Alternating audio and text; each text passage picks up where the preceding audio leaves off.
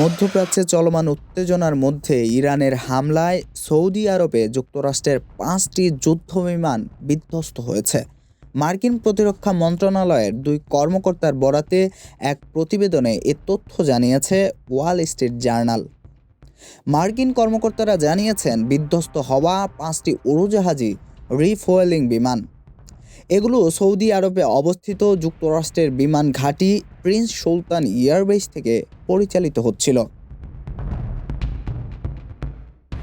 মার্কিন কর্মকর্তাদের ভাষ্য অনুযায়ী গত কয়েকদিনে ইরানি ক্ষেপণাস্ত্র হামলার আঘাতে বিমানগুলো ক্ষতিগ্রস্ত হয়েছে, তবে সেগুলো পুরোপুরি ধ্বংস হয়নি এবং মেরামত করে পুনরায় ব্যবহার করা সম্ভব।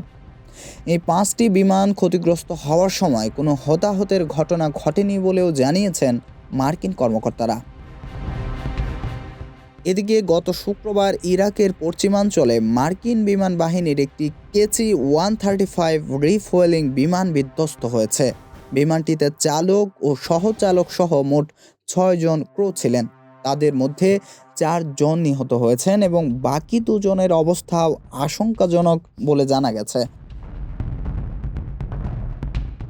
আকাশে উড্ডয়নরত যুদ্ধবিমানে জ্বালানি সরবরাহের জন্য রিফুয়েলিং বিমান ব্যবহার করা হয়।